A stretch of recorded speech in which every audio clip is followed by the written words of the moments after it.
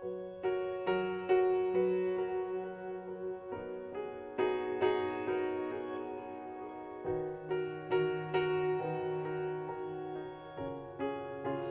이 시간 예배에 나오신 모든 성도님들의 심령 가운데 하나님이 주시는 참된 평화가 넘쳐나기를 간절히 소원합니다. 우리 옆에 계신 분들에게 하나님의 평강이 넘치기를 소원합니다. 서로 한번 축복하겠습니다. 네, 하나님의 평강이 넘치기를 소원합니다. 네, 감사합니다. 우리 이 시간 하나님께서 주시는 평강이 우리의 마음에 가득하시려면 먼저 우리의 마음을 좀 비워야 됩니다. 한 주간 세상의 무거운 짐진 것들, 또 이런저런 인생의 염려와 걱정거리들, 또 예배 시간까지도 떨쳐버리지 못하는 그런 여러 가지 세상의 욕심들을 이 시간 주님의 십자가 앞에 좀 내려놓고 오늘 말씀을 사모하는 그런 마음으로 오늘 주시는 말씀을 우리가 함께 들을 때에 하나님께서 우리의 마음의 평강을 넘치게 채워주시리라고 믿습니다. 제가 여기 오니까 인사를 이렇게 하더라고요. How are you? 이렇게 하더라고요. 아니면 굿모닝. 지금은 낮 12시니까 아마 굿 애프터눈 이렇게 해야 될지 모르겠습니다. 여러분 옆에 계신 분들에게 굿 애프터눈 한번 해보시겠습니까? 네, 굉장히 어색한 인사를 나누시는데요. 사실 한국에서는 안녕하세요, 좋은 아침입니다 이런 인사를 한 것이 그렇게 오래되지 않습니다. 여러분 기억을 좀 더듬어 보시면 주로 한국 사람들이 만났을 때 나누는 인사가 뭡니까? 그렇죠, 식사하셨습니까? 그죠? 네, 식사하셨습니까? 혹은 밥 묻나? 경상도 사투리죠, 그죠? 요즘 밥은 잘 먹고 다니냐? 이런 인사를 서로 나눕니다. 여러분 사실 먹는 게 참 중요하다고 생각합니다. 먹기 위해 사는 건 아니지만 우리가 살려면 반드시 먹어야 됩니다. 먹지 않아도 되는 사람은 아무도 없습니다. 우리가 오늘 읽은 말씀 17절에 보면 하나님의 나라는 먹는 것과 마시는 것이 아니다. 이 말씀을 자칫 오해해서 먹고 마시는 건 아무 필요가 없구나, 그렇게 생각하시면 안 됩니다. 먹는 거 굉장히 중요합니다. 하나님도 우리를 만드실 때 에덴 동산에 아담과 하와를 위해서 각종 나무의 열매들을 다 먹도록 허락하여 주셨습니다. 어떻게 보면 나무가 열매를 맺는 것은 아담과 하와를 먹게 하기 위해서 열매를 맺은 것입니다. 물론 그 이후에 노아 홍수가 있고 홍수 때문에 모든 나무들이 다 다시 자라나야 되기 때문에 먹을 것이 없지 않습니까? 그래서 하나님은 노아와 그의 가족들에게 이제 육류를 허락하셨습니다. 사실 인간이 육고기를 먹게 된 것은 노아 홍수 이후입니다. 그래서 하나님이 모든 걸 다 먹도록 허락하여 주셨죠. 이스라엘 백성들이 출애굽할 때 그 광야에서 먹을 것이 정말 없었습니다. 그때 하나님은 만나를 주셨고 또 고기가 먹고 싶다 그랬을 때 메추라기를 허락해 주셨습니다. 하나님은 우리가 이 먹고 사는 것에 대해서 관심을 많이 가지고 계십니다. 우리 예수님도 마찬가지입니다. 예수님도 그의 공생애를 시작하시면서 첫 번째 기적을 일으키셨습니다. 요한복음 2장에 보면 갈릴리 가나에 있었던 혼인잔치에서 포도주가 떨어지자 예수님이 어떻게 하셨습니까? 물로 포도주를 만드셨죠. 여러분 놀랍지 않습니까? 예수님이 행하신 첫 번째 기적이 물로 포도주를 만들어서 그 혼인잔치에 오신 손님들에게 먹여주신 것입니다. 많은 사람들이 예수님을 보기 위해서 또 예수님의 가르침을 듣기 위해서 큰 들판에 모였는데 온 낮을 예수님 말씀 듣느라고 점심도 못 먹고 저녁 때가 되었는데도 아무것도 먹을 것이 없었습니다. 그때 우리 예수님이 어떻게 하셨습니까? 그들을 돌려보냈습니까? 그러지 않습니다. 물고기 2마리, 보리떡 5개로 예수님께서 기적을 일으키셔서 그곳에 있는 5,000명이나 넘는 모든 사람들을 먹였습니다. 성경에 보면 그들이 배불리 먹고 남은 것이 12광주리에 가득했다. 배부르게 먹여주셨습니다. 먹는 거 정말 중요합니다. 여러분 식사는 잘 하고 계십니까?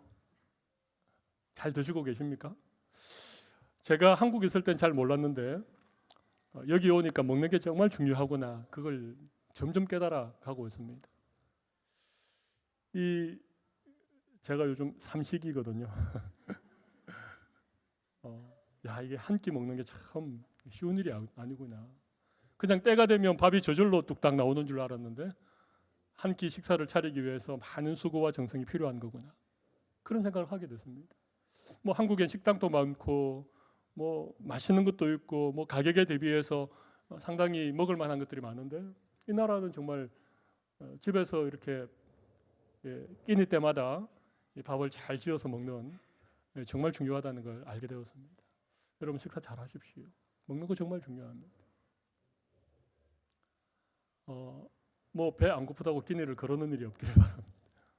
대충 한 끼 때우는 일이 없기를 바랍니다. 잘 준비하셔서 잘 드시는 게 필요합니다. 우리가 잘 먹어야 우리 건강하고, 우리 건강해야 하나님이 우리에게 맡기신 삶을 잘 살아갈 수 있습니다. 여러분 너무 맛있다고 많이 드시지 않기를 바랍니다. 물론 소화가 잘 되시고 활동량이 많으시고 또 힘을 써야 될 일이 많으시면 좀 많이 드셔도 괜찮습니다. 근데 그렇지 않은데 입맛이 당긴다고, 특별히 맛있는 게 있다고 많이 먹고 나면 그것 때문에 우리가 힘들지 않습니까? 제가 설교 초두에 먹는 얘기를 하는 이유가 있습니다. 먹는 게 중요하기 때문에 그렇습니다. 그리고 아무거나 막 먹으면 안 됩니다. 여러분의 건강에 좋은 그런 음식을 잘 드시는 거 정말 필요한 것입니다. 하나님께서도 이렇게 말씀하셨습니다. 우리 예수님의 말씀을 통하여서 공중에 나는 새를 먹이시고 들에 자라는 백합화를 입히시는 하나님께서 하물며 너희일까 보냐. 하나님은 우리가 무엇을 먹는지, 무엇을 입는지, 무엇을 마시는지 하나님 늘 관심을 가지고 계신다는 것입니다. 그리고 우리가 좋은 것 먹을 수 있도록 하나님께서 은혜를 주십니다. 우리가 열심히 공부하고 직장에서 열심히 일하고 그렇게 살아가는 이유가 뭡니까? 열심히 일해서 우리 잘 먹으려고 그러는 것입니다. 먹는 게 중요한 것이죠. 그런데 먹는 것만으로는 부족합니다. 먹는 것이 중요하지만 먹는 것만으로는 부족하다는 것입니다. 왜냐하면 우리는 하나님의 형상을 따라 지음받은 존재고 영적인 존재로 그렇게 창조되었기 때문에 그렇습니다. 우리가 예수 믿는다는 게 어떤 의미입니까? 우리가 구원받았다는 게 어떤 의미를 포함하고 있습니까? 잃어버린 하나님의 형상을 회복한 것이고 죽었던 우리 영혼이 다시 생명을 얻은 것 아닙니까? 만약 우리가 영혼이 죽어 있는 상태라면, 예수님 알지 못하고 구원받지 못한 상태로 그냥 이 세상에서 잘 먹고 잘 사는 것이 우리의 인생의 전부인 그런 삶을 우리가 살아간다면 먹는 것 중요하죠. 먹는 게 어쩌면 다라고 말할 수 있죠. 여기 먹는 게 꼭 밥 먹는 것만 의미하는 것은 아니지 않습니까? 세상 살아가면서 잘 먹고 잘 입고 출세하고 성공하고 남들보다 더 높은 자리에 올라가고 그게 중요하지만 우리는 하나님의 백성이 된 것입니다. 우리에게는 영원한 생명이 선물로 주어진 것입니다. 그래서 우리에게는 먹는 것만으로는 부족한 무엇인가가 필요한 존재가 되었다는 것입니다. 우리가 너무나도 좋아하는 시편 23편에 보면 다윗이 이런 고백을 하죠. 그죠? 여호와께서 나의 목자가 되시니 내게 부족함이 없으리로다. 그가 나를 푸른 풀밭에 누이시며, 그다음 뭡니까? 그렇죠. 잔잔한 물가, 쉴만한 물가로 나를 인도하시는도다. 그런데 우리가 푸른 풀밭, 쉴만한 물가에 있는다고 해서 우리의 인생에 참된 기쁨과 만족이 주어지지 않습니다. 시편 23편 3절에 보면 이런 말씀이 있습니다. 여호와께서 내 영혼을 소생시키시고 자기 이름을 위하여 어디로 인도하신다고요? 의의 길로 인도하신다는 것입니다. 그냥 쉴만한 물가, 푸른 풀밭, 잘 먹고 잘 살고 그냥 편안히 살아가는 것만이 우리 인생의 전부가 아니라는 것입니다. 의의 길로 인도하시는 그 하나님께서 먹는 것보다도 더 고차원적인 그런 은혜를 우리를 위하여 예비하고 계시다고 하는 사실입니다. 우리 예수님이 공생애를 시작하기 전에 40일 동안 광야에서 금식하시면서 기도하셨습니다.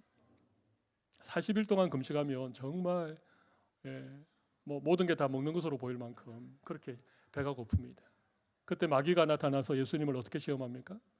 저 돌들을 명하여 떡덩이가 되게 하라. 먹는 것으로 시험했죠. 그때 우리 예수님이 뭐라고 하셨죠? 신명기 8장 4절의 말씀을 인용하시면서 사람이 떡으로만 살 것이 아니에요. 하나님의 입에서 나오는 모든 말씀으로 살 것이니라. 그렇습니다. 사람이 떡으로만 사는 존재는 아닙니다. 특별히 구원받은 하나님의 백성들은, 영원한 생명을 가지고 있는 우리들은 떡으로만 사는 존재가 아니라는 것입니다. 먹는 것은 중요하고 본질적인 것입니다만은 먹는 것보다도 더 중요한 것이 있다는 얘기시죠. 우리 예수님은 또 이렇게 말씀하신 적이 있습니다. 무엇을 먹을까, 무엇을 마실까, 무엇을 입을까 염려하지 말라. 이는 다 이방인들이 구하는 것이니라. 너희 천부께서는 너희에게 있어야 할 것을 아시느니라.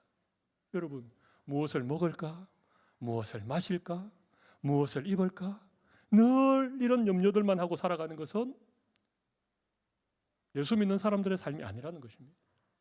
그것은 세상 사람들, 이방인들, 예수님을 알지 못하는 사람들의 삶은 늘 무엇을 먹을까, 무엇을 마실까, 무엇을 입을까, 어디 가면 좀 더 좋은 것이 있는가, 무슨 옷을 입으면 좀 더 멋져 보일까, 이것이 그들의 삶의 전부지만 예수 믿는 사람들에게는 그 이상의 것이 있다는 것입니다. 예수 믿는 사람들이 너무 먹는 것에만 그렇게 집중하다 보면 정말 하나님이 주시는 그 부요함, 하나님이 우리를 위하여 예비하고 계신 그 풍성한 하나님의 은혜를 우리가 다 누리지 못하고 살아갈 가능성이 많다는 것입니다. 제가 먹는 게 중요하지 않다 그렇게 말하지 않았습니다. 먹는 게 중요하지요. 그러나 먹는 것만으로는 뭔가 부족한 것이 우리에게 있다는 것입니다. 여러분, 교회는요, 이 땅에 임한 하나님의 나라입니다. 그래서 교회를 천국의 모형이라고 하죠. 근데 교회가, 천국 공동체인 교회가 너무 먹는 것에만 집중하면 반드시 교회 안에는 문제가 생깁니다. 지금 로마서를 기록하고 있는 이 시대에 로마 교회 안에도 먹는 문제가 있었습니다. 오늘 우리 본문 15절에도 보면 살짝 그런 얘기가 나오죠. 만일 음식으로 말미암아 내 형제가 근심하게 되면, 이게 무슨 얘기인가 하면, 그 당시에는 이 교회 안에 이제 유대인인데 예수님을 믿은 그런 성도들, 유대인 크리스찬도 있었고, 아예 유대인이 아닌데 헬라인이고 로마 사람이고 이방인인데 예수 믿은 이 이방인 기독교인들도 있었습니다. 여러분 알다시피 이 유대인들은 율법이라고 하는 게 있지 않았습니까? 율법에 보면, 레위기에 보면 음식 규례가 아주 명확하게 나와 있습니다. 어떤 건 먹을 수 있고 어떤 건 먹을 수 없는. 그래서 유대인들은요, 음식을 먹을 때 항상 이 음식을 먹을 수 있는가, 부정한 것인가, 깨끗한 것인가를 두고 늘 고민을 하죠. 특별히 그 당시에는 이 로마라고 하는 지역 자체에 수많은 이방의 신전들이 있었습니다. 그리고 그 우상들에게 제사할 때 반드시 어떤 제물이 필요했는데, 시장에 유통되는 많은 이 육고기들이 주로 이제 이방 제사에 드려졌던 제물들이 이 시장에 나와서 유통되고 있는 것이었습니다. 그래서 이 고기를 먹는 문제가 상당히 예민한 문제가 되었습니다. 어떤 사람들은 아니 고기 자체가 잘못된 것은 아니지 않느냐, 하나님이 주신 것이 모두 다 선한데 아니 그거 그냥 기도하고 믿음으로 먹으면 되지, 그걸 왜 못 먹냐, 이렇게 말하는 사람도 있었는가 하면, 분명히 그 고기 가운데 어떤 것은 우상의 제물로 드려진 것이 있었을 텐데 우리가 어떻게 우상의 제물을 먹을 수 있느냐, 아예 고기를 먹지 않는 사람도 있었습니다. 거기까지는 괜찮습니다. 누가 고기를 먹든 먹지 않든 그게 크게 중요한 일은 아니지 않습니까? 그게 본질적인 일은 아닌데, 문제는 고기를 먹는 사람이 고기를 안 먹는 사람을 업신여기기 시작한 것입니다. 고기를 안 먹는 사람은 고기를 먹는 사람을 비판하기 시작한 것입니다. 그래서 서로 갈등이 생기고 그것 때문에 형제들 간에 상처를 주고받고 너무 먹는 것에 집중하니까 이런 문제가 생기는 것입니다. 교회는 하나님의 나라의 공동체는 먹는 것이 중요하지만 거기에 집착하면 안 됩니다. 고린도 교회에도 비슷한 문제가 있었습니다. 먹는 것에 대한 문제가 있었습니다. 특별히 그 당시에는 애찬이라고 하는 그런 어떤 기독교 문화가 있었는데, 이 애찬은 우리가 잘 아는 것처럼 예수님이 잡히시기 전날 밤에 제자들을 모아놓고 마지막 만찬을 드셨습니다. 그때 떡을 떼면서 이것은 너희를 위한 내 몸이다. 또 잔을 나누면서 이것은 너희를 위하여 흘리는 나의 피다. 그러면서 성만찬을 제정을 하셨죠.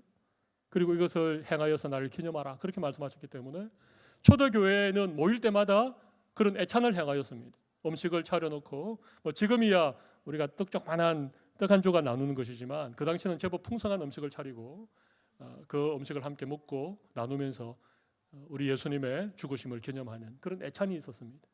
그런데 문제는 말이죠, 조금 빨리 온 사람들이 그 음식을 너무 많이 먹어버린 것입니다. 식탐이 생겨가지고 막 그냥 배부르게 다 먹어버린 것입니다. 그러자 그 뒤에 오는 사람들, 조금 늦게 오는 사람들, 이런 사람들이 먹을 것이 없기 때문에 그것 때문에 교회 안에 적지 않은 분란이 일어났습니다. 고린도 전서에 보면 그런 교회 안의 문제가 기록되고 있습니다. 먹는 것 중요하지만 먹는 것에 너무 어떤 지나친 욕심을 내거나 너무 거기에 집착하다 보면 반드시 문제가 생기게 되는 것입니다. 여러분, 우리 사랑의 교회는요, 점심이 맛있기로 소문난 교회입니다. 여러분, 우리 교회 청년들이 이렇게 많이 나오고 또 새로운 청년들이 많이 오는데, 여러분 청년들이 왜 우리 교회 이렇게 오는지 아십니까? 담임 목사가 설교를 잘 아닙니다. 교회 분위기가 너무 따뜻해서 아닙니다. 청년부 담당 교육자가 너무 멋져서 아닙니다. 점심이 맛있었어. 먹는 게 너무 중요합니다. 근데 여러분, 점심이 맛있고 좋지만 너무 이 먹는 것에 만약에 집중하다 보면 반드시 문제가 생깁니다. 오늘은 국이 짜네, 싱겁네, 밥이 진해, 되네. 맞습니까? 진해, 되네, 맞습니까? 네. 질다는 말은 물이 많아가지고 그런 거고, 되다는 말은 밥이 좀 꼬들꼬들하다는 얘기입니다.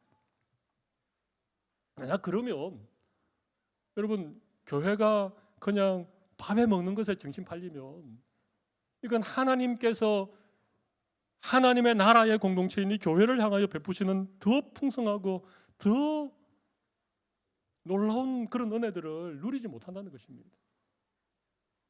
오늘 본문은 바로 그와 같은 의미에서 우리에게 주는 교훈입니다. 하나님의 나라는 먹는 것과 마시는 것 이상이라는 것입니다. 하나님의 나라는 성령 안에서 누리는 의와 평강과 희락이라고 하는 것입니다. 하나님의 교회에는 적어도 이 의의 그런 은혜가, 평강의 그런 은혜가 기쁨이 충만한 그런 공동체가 되어야 된다, 그런 얘기인 것입니다. 어떤 분들은 저한테 이렇게 물어봅니다. 목사님, 술을 마시면 됩니까, 안 됩니까? 제발 그런 질문 하지 말아 주시기 바랍니다. 네. 어떤 분들은 심지어 저한테 목사님, 와인 한잔 하시죠. 네. 제가 와인 마실 수 있습니다. 네. 제가 정말 존경하는 목사님이 옥하는 목사님인데 지금 이제 천국 가셨습니다만, 옥 목사님의 로마서 강해 설교 가운데 이런 말씀이 있습니다. 비행기를 타고 외국 나갈 때 이 비행기 안에서 보내는 시간이 너무 힘들었다는 것입니다. 옥하는 목사님은 완벽주의자 성격을 가졌고 조금 이렇게 뭔가를 이렇게 좀 콜콜이 생각하는 그런 편이기 때문에 이제 자주 이제 막 머리도 찌끈찌끈하고 이러시는데, 어느 날 성무원이 권하는 와인을 한 잔을 이렇게 마셨답니다. 근데 신기하게 그때부터 너무 편안하게 잠도 잘 자고 그렇게 하셨다는 것입니다. 그래서 그 다음부터 비행기를 타는 날이 있으면 널리 와인을 한 잔 드시고 좀 편안하게 이제 주무셨다는 것입니다. 그러면 도착해서 뭐 그곳에 집회라든지 여러 가지 일들을 아주 잘 할 수 있었는데, 근데 어느 날 비행기를 탔는데 누군가가 다가오더니 인사를 하면서 아이고 옥 목사님 아니십니까? 그렇게 인사를 하더라는 거예요. 그때 마음에 아차 했다는 것입니다. 예. 이제 뭐 목사님이 조금씩 이렇게 알려주고 목사님의 얼굴을 아는 분들이 생기면서 자기는 모르는데 누군가 다가와서 자기를 알아보더랍니다. 그래서 그때부터 어떻게 했습니까? 와인을 안 마셨답니다. 예. 여러분, 술을 마시고 안 마시고는 본질적인 문제가 아닙니다. 그게 죄냐 아니냐 그런 차원의 문제가 아닙니다. 그런데 이건 있습니다. 만약 제가 와인 한 잔은 괜찮습니다 해서 와인을 한 잔 마셨다고 생각합시다. 모든 분들이 다 뭐 그럴 수도 있지요. 와인이 술입니까? 그 몸에도 좋고 소화도 잘 되고. 그런데 우리 가운데 어떤 한 분이 좀 보수적이기도 하고 자기는 술에 대해서 굉장히 그런 생각을 가지고 있는 어떤 한 분이 제가 와인을 마셨다는 얘기를 들은 거예요. 그때부터 마음에 시험이 들기 시작합니다. 아니 목사님이 술을 마셔. 어떻게 목사님이 술을 마실 수 있어? 그래서 그분이 믿음에 시험이 생기고 실족하게 되었다고 해보십시오. 그러면 이건 큰 죄입니다. 소자 하나를 실족시키면 차라리 그 목에 연자맷돌을 목에 달고 바닥에 빠지는 게 더 낫다. 술 마시는 건 죄가 아닙니다. 술 마시는 것은 우리의 구원과 상관없습니다. 그러나 만약에 내가 마시는 술 때문에 누군가가 실족하게 된다면 그건 큰 죄입니다.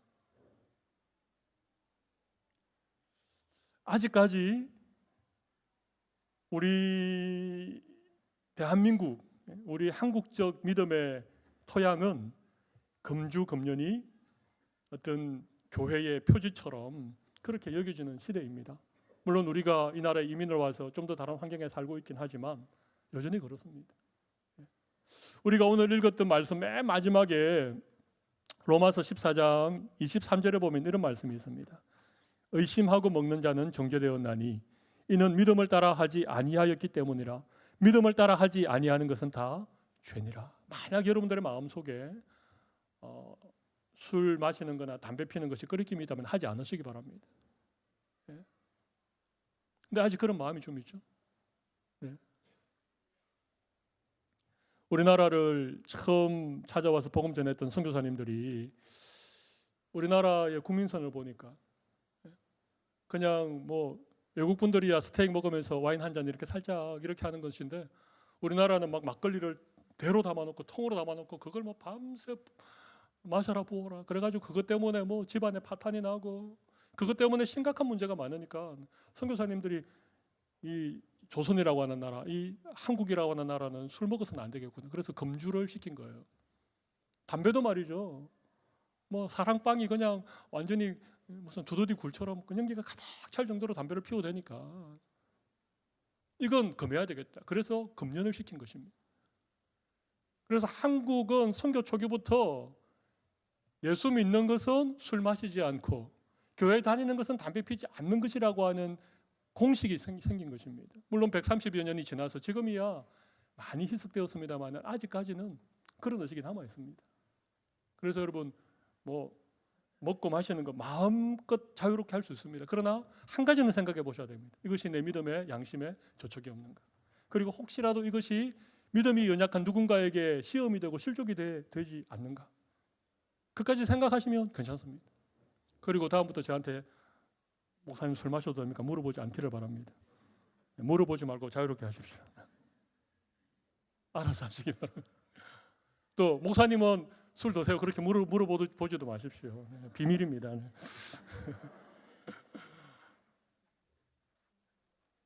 뭐 고기 드시면서 와인 한 잔 가족끼리 그죠? 또 아주 무더운 여름에 맥주 한 캔? 그게 무슨 죄가 되겠습니까? 그것 때문에 우리가 구원 못 받습니까? 그것 때문에 천국 못 갑니까? 그렇지는 않습니다. 그러나 아직까지는 우리 가운데에는 누군가가 거기에 대해서 여전히 우리 선교사님이 전해준 그런 마음을 가지고 계신 분이 계시다면 그 한 사람 때문에 우리는 먹는 것, 그 한 사람 때문에 우리에게 주어진 자유를 우리는 잘 조절할 필요가 있다는 것입니다. 모르겠습니다. 앞으로 조금 더 세월이 흐르면 뭐 우리 주일날 점심시간에도 와인 한 잔 마시는 날이 올지 모르겠습니다. 실제로 독일 같은 교회는요, 예배 마치고 나가면서 목사님이 담배 한 대 이렇게 피우면서 서로 교제하고 이런답니다. 그건 문화죠. 그러나 아직은 우리가 조금 더 생각해 볼 필요가 있겠다는 생각이 듭니다. 사실 제가 이 먹는 것, 마시는 것에 대해서 이렇게 시간을 많이 할애할 필요는 없다고 생각하지만, 그러나 하나님께서 오늘 이 말씀이 우리에게 필요하기 때문에 제가 여러분들과 함께 나누었다고 생각합니다. 우리 이 시간에는 17절 말씀을 같이 한번 읽어보겠습니다. 우리 오늘 함께 나누고자 하는 가장 중요한 말씀인데요. 우리 17절 같이 한번 읽어보겠습니다. 하나님의 나라는 먹는 것과 마시는 것이 아니요 오직 성령 안에 있는 의와 평강과 희락이라. 여기 성령 안에 있는이라고 번역되어 있지만 새 번역에 보면 성령 안에서 누리는, 그렇게 번역이 되어 있습니다. 성령 안에서 누리는 의와 성령 안에서 누리는 평강과 희락이 하나님의 나라라고 하는 것입니다. 여러분, 하나님의 나라라고 하니까 조금 어려우시죠? 천국이라고 이해하시면 됩니다. 천국, 하나님의 나라. 하나님의 나라는요, 현재성과 미래성이 있습니다. 이미 우리에게 임한 하나님의 나라, 아직까지 완전히 임하지 않는 하나님의 나라. 그래서 우리는 하나님의 나라라고 하는 측면에서 볼 때 이미와 아직이라고 하는, already와 not yet이라고 하는 이 사이에 우리가 살아가는 존재들이죠. 우리가 예수 믿으면 천국 백성 되는 것, 우리에게 천국 시민권이 있는 것, 이거 다 하나님의 나라의 현재성입니다. 그러나 우리가 죽어서 가는 천국, 예수님이 만왕의 왕으로 오셔서 이루어질 새하늘과 새 땅, 그런 측면에서 볼 때 하나님의 나라는 아직 이루어지지 않은 것이죠. 그러나 하나님의 나라는 이미 우리 가운데 임하여 계십니다. 우리가 예수님을 믿는 순간 우리는 하나님의 나라의 백성이 되는 것입니다. 우리의 시민권이 하늘나라에 있게 되는 것입니다. 그리고 하나님 나라의 권세를, 하나님 나라의 그 풍성한 은혜를 이미 우리가 누릴 수 있는 그런 신분이 우리에게 주어졌다는 것입니다. 하나님의 나라는 뭐라고요? 먹는 것과 마시는 것이 아니라고 했습니다. 하나님의 나라는요, 성령 안에서 누리게 되는 의와 평강과 희락입니다. 제가 이 부분을 간단하게 설명하고 말씀을 마무리하도록 하겠습니다. 여러분, 하나님의 나라에서 누리는 의는 뭐겠습니까? 하나님의 백성으로 누리는 의가 뭐겠습니까? 여러분, 의는 옳은 것입니다. 쉽게 말하면 옳은 것이 먹는 것보다 더 중요하다. 이해가 되십니까? 세상은요, 때로는 속여서라도, 남의 것을 빼앗아서라도, 다른 사람을 짓밟고서라도 내가 많이 먹어야 되는 것이 세상의 가치입니다. 그렇죠? 내가 남들보다도 더 앞서야 되고 남들보다 더 높이 올라가는 것이 세상의 가치입니다. 먹는 게 더 중요한 것이죠. 아니, 내가 먹기 위해서는 좀 거짓말도 할 수 있지. 내가 좀 잘 먹으려면 남들이 좀 먹는 거, 못 먹는 거, 그 무슨 상관이야? 이게 세상 아닙니까? 그런데 하나님의 나라는 그렇지 않습니다. 하나님은 정의로운 분이시고, 하나님은 공의의 하나님이시고, 공평하신 분이시고, 의로운 분이시기 때문에 우리가 하나님의 나라의 백성이면 의로운 것이 더 중요한 것입니다. 제가 한국에서 운전할 때는요, 앞차와의 간격을 최대한 좁게 만들어야 돼요. 왜냐하면 중간에 끼어들기 때문에. 차가 한 대 끼어들면요, 신호가 한 번 걸립니다. 신호가 한 번 걸리면 30초밖에 안 되지만 그게 한 번 걸리고 두 번 걸리면요, 목적지까지 가게 되면 꽤 늦게 돼요. 그래서 한국은 어쨌든지 차를 바짝바짝 붙이고, 그 다음에 깜빡이를 켜고 들어오려고 하면 양보를 해주는 게 아니라 절대 못 들어오게 빨리 앞으로. 때로는 신호를 조금 위반하고 차선을 위반해서라도 빨리 가는 게 한국에서는 가치입니다. 그게 중요한 것입니다. 바보고처럼 멍청하게 운전하면요, 차들 다 끼어들어서 그 번잡한 도로에서 언제쯤 목적지에 도착할지 모르는 거죠. 근데 여러분, 이곳은 다르죠.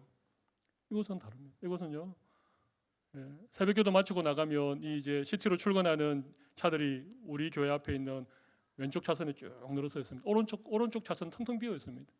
근데 아무도 쭉 앞쪽으로 가서 오른쪽에서 끼어들지 않습니다. 그리고 너무 신기한 건요, 누군가 좌측 깜빡이를 켜고 만약에 들어오려고 하면요,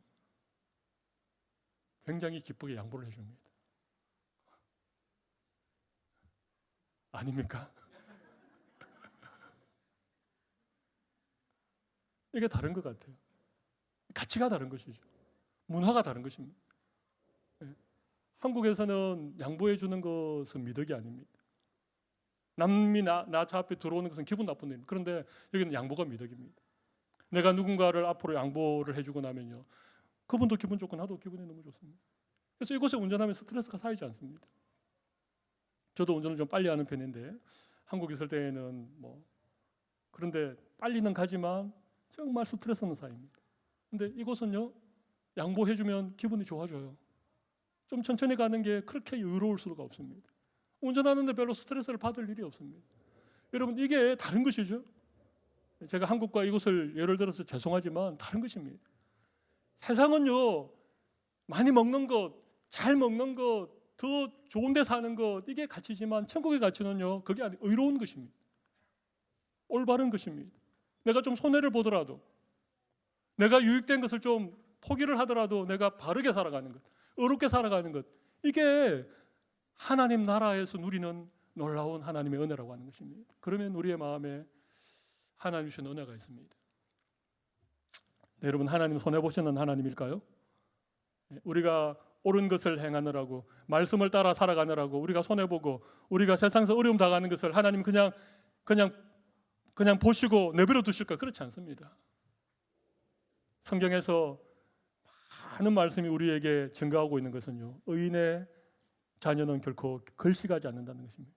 하나님이 의롭게 살아가는 자들을 그냥 버려두지 않는다는 것입니다. 하나님 반드시 갚아주십니다. 하나님이 더 좋은 것으로 채워주십니다. 그게 천국의 가치입니다. 나는 하나님의 말씀 순종하고 나는 이 땅에서 의로운 삶을 살아갈 때 하나님께서 우리의 삶을 책임져 주시고 우리의 삶에 더 좋은 것으로 채워주시는 은혜를 누리는 것, 이게 천국의 가치입니다. 예수 믿고 사는데도 이런 천국의 은혜를 누리지 못한다면 우리 뭔가 아직도 여전히 먹고 마시는 것에 우리의 인생에 가치를 두고 살아가는 이유 때문에 그럴 것입니다. 평강도 마찬가지죠. 여러분, 평강은요, 우리의 마음의 든든함입니다. 어떤 급한 소식을 들었을 때 마음이 흔들리지 않는 것입니다. 요동하지 않는 것입니다. 오늘 아침 8시쯤 집으로 전화가 왔습니다. 우리 교회 전도사님이, 목사님 큰일 났습니다. 교회에 정전이 되었습니다. 오후 4시나 돼야 복구가 된답니다. 근데 제가 어떻게 했겠습니까? 제가 어떡합니까? 이렇게 저러지 않습니다. 제 마음이 이상하리만큼 그 얘기를 듣는데 전혀 마음이 요동치 않았습니다. 그 제 마음에 어떤 확신이 한 가지 들었는데, 오후 4시에 불이 다시 온다라고 예고가 나왔지만 1부 예배는 모르겠지만 2부 예배 시간은 반드시 복구가 될 것 같은 생각이 들었습니다. 그리고 1부 예배는 사람이 좀 적으니까 제가 여기 밑에 내려서고 우리 성도들이 좀 앞에 모여서 그냥 마이크 없이 그냥 해도 예배가 충분히 될 것 같은 생각이 들었습니다. 마음에 전혀 요동함이 없었습니다. 그리고 딱 30분 있다가 다시 연락이 왔습니다. 전기가 들어왔습니다. 할렐루야. 여러분, 마음의 평안이라는 게 그렇습니다. 하나님 나라의 평강이라고 하는 것은 그런 것입니다. 누가 어떤 얘기하는 것 때문에 그것 때문에 밤새 잠이 안 오고 그것 때문에 소화가 안 되고 이러면 하나님 나라의 평강을 누리지 못한다는 증거입니다. 누가 고기를 먹었대. 아니, 고기를 먹었어? 아니, 어떻게 집사라는 사람이 고기를 먹을 수 있어? 그것 때문에 여러분의 인생의 송두리 흔들리게 되면 그건 하나님 나라의 평강을 누리지 못한다는 증거입니다. 여러분, 우리는 하나님 나라를 살아가는 자들입니다. 오늘 우리 가운데 임하신 천국의 실체를 누리고 살아가는 사람들입니다. 하나님의 나라는 평강입니다. 하나님의 나라는요, 오늘 우리 시온 찬양대가 내 영혼 평안해, 평안해, 평안해. 우리 짜고 치는 건 아닌데 어떻게 그렇게 잘 맞는지 모르겠어요. 정말 이 세상이 빼앗을 수 없는 그런 평강을 누리게 되는 것입니다. 세상 살아가다 보면 급한 소식 들을 때 얼마나 많습니까? 좀 황당한 얘기를 우리가 들을 때 얼마나 많습니까? 때로는 내 마음을 상하게 하는 그런 일들이 얼마나 많습니까? 그런데 그때마다 마음의 평강이 깨어지고 그것 때문에 화가 나고 그것 때문에 밥맛이 없고, 만약 그러시다면 오늘 기도하십시오. 하나님, 저에게도 하나님 나라의 평강을 허락하여 주십시오. 그런 은혜가 우리 모두에게 있으시기를 바랍니다. 희락은 기쁨이죠. 희락은 기쁨입니다. 이 희락의 반대말이 쾌락입니다. 쾌락. 희락과 쾌락은 비슷해 보이지만 반대말이, 쾌락은 상대방을 짓밟고 누리는 어떤 것, 이게 쾌락입니다. 근데 희락은요, 이게 희락이라는 영어는 조이라고 하는 영어를 하는데, 희락은요, 다른 사람을 기쁘게 함으로써 내가 즐거운 것, 이게 희락입니다. 여러분, 조이라고 하는 영어 단어가 어떤 의미인지 제가 자막을 준비했습니다. 한번 보십시오. 조이는 J-O-Y인데 J는 Jesus first, 그 다음에 O는 others second, Y는 you last입니다. 자막 혹시 있습니까? 네, 오케이. 네. 여러분, 조이가 뭐라고요? Jesus first, others second, you last입니다. 여러분, 이게 조입니다. 이게 기쁨입니다. 신기하죠? 내가 내 기쁨을 포기하고 다른 사람을 기쁘게 할 때, 예수님을 기쁘게 할 때, 그게 내 기쁨이 된다는 것입니다. 이건 수준이 다른 기쁨입니다. 이건 세상의 쾌락과는 다른 것입니다. 이런 기쁨은 빼앗기지 않습니다. 환경에 좌우되지 않습니다. 여러분에게 이런 기쁨이 있으십니까?